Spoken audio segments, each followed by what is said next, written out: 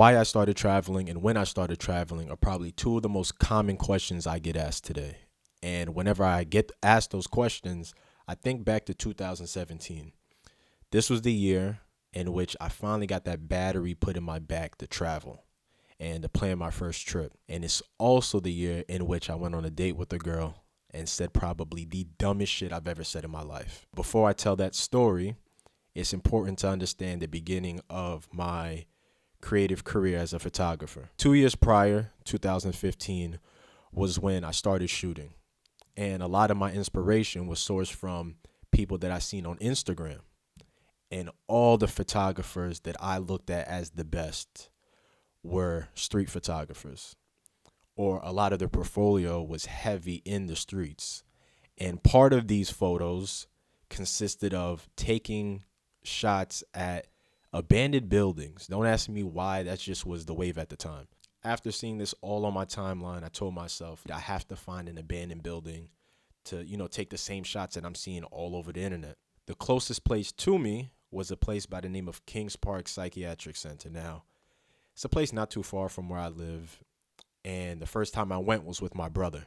We snuck in, got on the grounds, went into the main building. We shot around, went up to the top of the building, and from the top you can see this view of Long Island, the Southern State Parkway, and I remember telling myself, like, damn, this is fucking crazy. Fast forward a few months later, me and a few friends that I went to college with said, all right, yo, we got to link up. What should we do?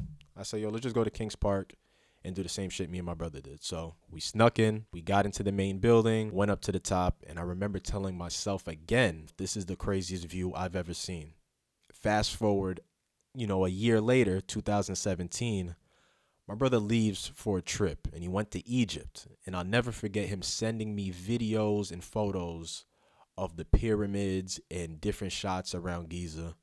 And I was telling myself, like, it's fucking insane what he's experiencing. I can't believe someone I know is doing this. And most importantly, I can't believe it's my brother doing this shit, because growing up, like, traveling wasn't a thing for us. We've never been outside the country. You didn't even bring up traveling. Like, the expenses weren't there for that.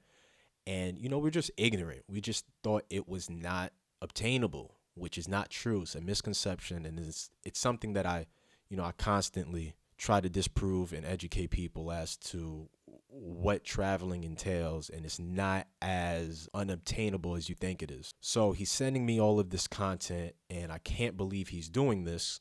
And then he comes back from his trip and he tells me, listen, I'm doing the same thing next year. I don't know where I'm going, but I'm getting the fuck out of here and I'm finding out a new place to travel to. And he tells me, or he asked me, do you want to come with me? And at the time, I'm in college, broke as fuck, barely working because, my semester is crazy. It just didn't seem real to me. So I told him, I don't know. I'll see. I doubt it, but I'll let you know. Around that time, afterwards, I went on a date with a girl. And, we're having small talk. She's telling me about all the places she's been, what she's seen, what she has experienced, everything. And naturally, as human beings, when someone's telling us about their experience, and maybe this comes from like a sense of insecurity, we try to relate to them as much as possible. Even if we don't have anything to really relate to their situations, we're trying to find something. And then my rebuttal, my response to her was, oh, that's great. The craziest view I've ever seen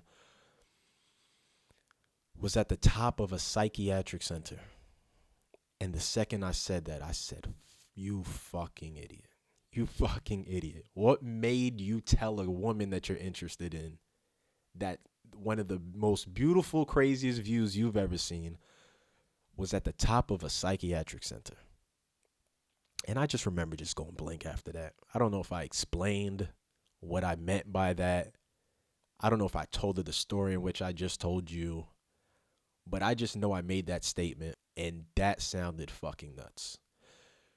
So basically, I don't think I heard from her after that, rightfully so. But the good thing that did come from it was me leaving there and shortly after hitting up my brother and say, listen, I'm down. Whatever you do, just let me know where you're going. I'm going to find a way. I'm going to figure it out. I'm going to bust my ass. I'm going to work my ass off. And I'm coming. Just let me know what to pay for and when to pay for it. That was in October of 2017. Fast forward to July of 2018, I believe it was.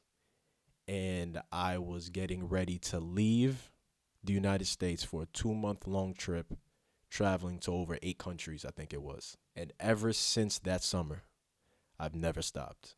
I will keep traveling until the day that I drop dead. It's something that I love so much. If you've been following me for the past, 4 to 5 years, you see me document my travels everywhere I go.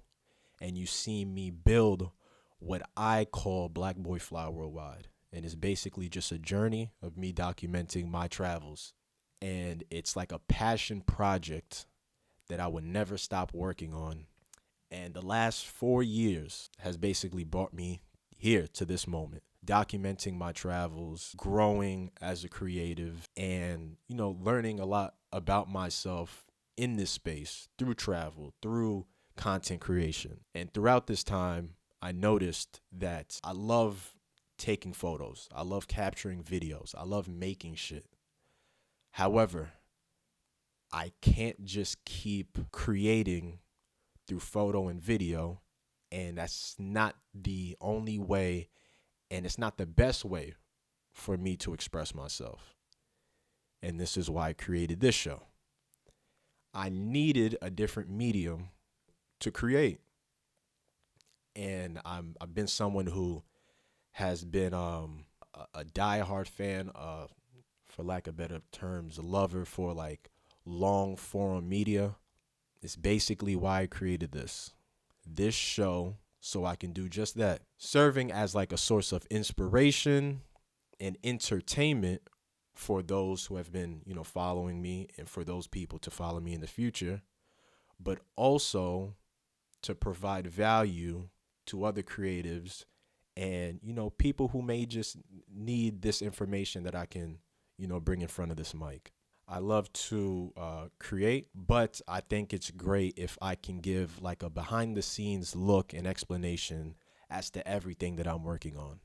So this is the start of a different avenue that I'm trying to, grow in.